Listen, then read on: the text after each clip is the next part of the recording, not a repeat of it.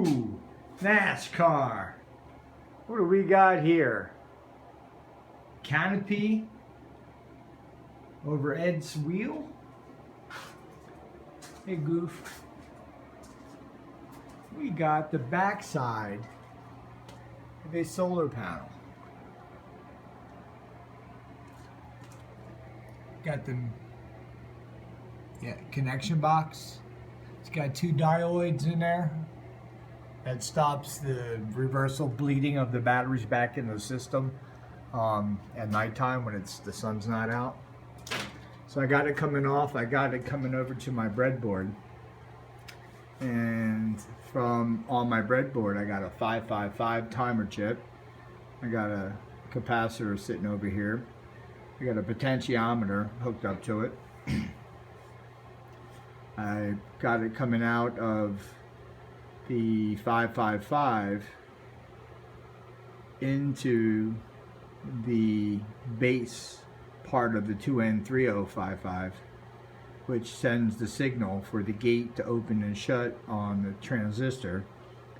I have the collector, which is the casing, going to the neutral of this AC transformer, and on the positive side of the AC transformer, I got it going to the positive rail. Now, the test that I'm doing is, one, I'm using solar power, and I'm using it by lights to create energy, and I'm putting it in the front end of this transformer, and I'm focusing on the back end, the back EMF, because when I induce a small current into this field or into this transformer, I create a field, and then when I stop that and pulsate it with the 555, the field collapse, and then you have a back snap, and I'm capturing that into these 2 capacitors down here, these 2 small capacitors. So they're on the back end. So these are the 2 feeds coming out of these capacitors, and that's going down to this voltmeter. And you can see there's 51.4 volts, 6, 7, and still climbing. So I'm going to go ahead and come out of the feed here and show you guys. It's this purple and this red one. So right here, we're going to not only bring the volts down to 0, we're going to show you what we're holding in those 2 little capacitors. You ready?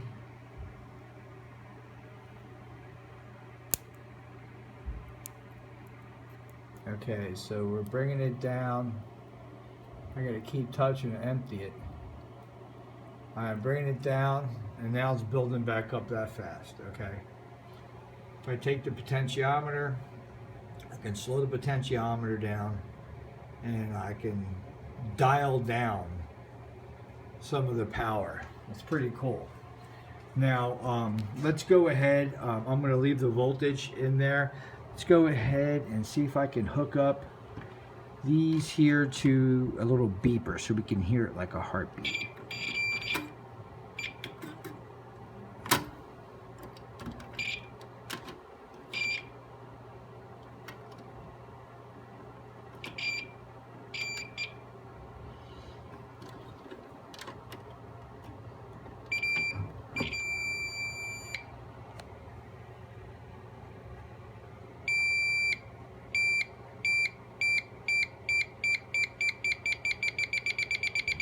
So I'm pulsating with the potentiometer. You can hear the pulse now, which I like doing the pulse thing.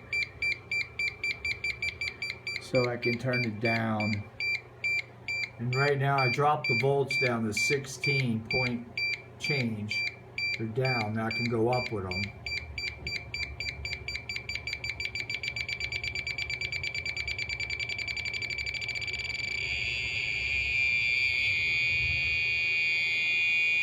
So the pulsating is going, but I can't get the voltmeter to respond because it's taking power to go into this beeping. And the second I disconnect the beeper, I have to connect that back. Which one was it to? Holy shinoli, Batman. Is it this red one? Yeah. I gotta connect these back to part of the one hand. This is how I'll do it. Alright, so I got them back, and then you can see the voltmeter should start to climb. I'll turn the potentiometer, and you can see it really start to climb. So the beeping interrupts because I'm actually pulling it before it goes to the transformer is where I'm beeping.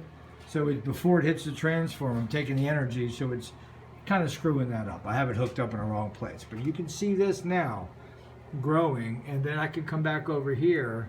We're at 35 volts. I can snap it. Okay.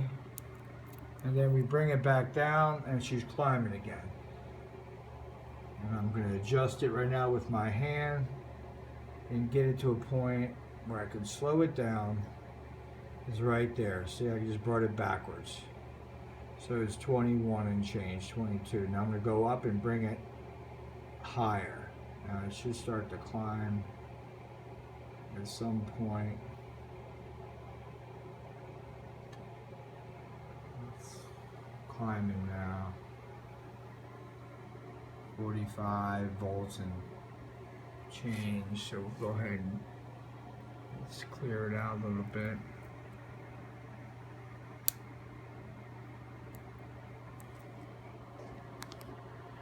So we're working off the back EMF. I'm building the power up in the small capacitors, and obviously it's got some kick to it. I guess the next video I'll do is I'll get the beeper side hooked up to the side where it don't interfere with the transformer, so we can hear it, which is cool to hear the heartbeat. And then secondly, we can go ahead and put a load out there like a light bulb. I got this rack of connections for lights, so I'll put that right here, and it'll have different lights on each one with different connections. So we'll do that, and this way we can start testing different loads. But I'm running the top of this right now with these two light bulbs. Over here, the self ballast is the fluorescent looking one. So the one that's up there now is a floodlight and a self ballast. So the self ballast is 120 volts, 60 hertz, 23 watts, 1600 looms, and 0.38 amps they pull. And the flood lamp is 120 volts, 60 hertz, 39 watts, 620 looms. So you can see how much brighter that one is of the other. And you can look at it too and just see that. But I'll tell you, if you look on the self ballast to the right, and that's the solar panel test, and that tells you them by themselves what they're doing. That's pulling 10.99 volts out of that solar panel. I'm able to create out of that light. And the oh no, that's this one here. That's 13.06 volts is the self ballast. The flood lamp, did I not write that one down? That one does like 1300. I didn't write that down. That one does good. But together, for some reason, I can only get maybe 14. What did I write down there? Together, did I not total it? Together, I get 13.06 volts. So there's some tests to be doing there, and messing with different lights and how much is taking me to run that and how much am I collecting.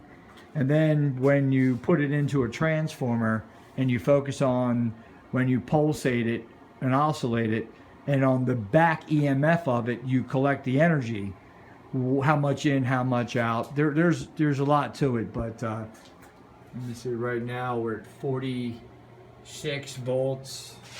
Come over here, we can clear it out again.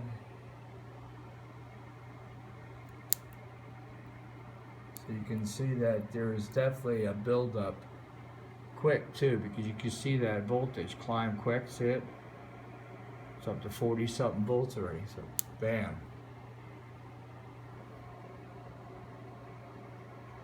28, 30 volts. So you can keep rocking with it. Anyway, you guys have a good night. Peace out.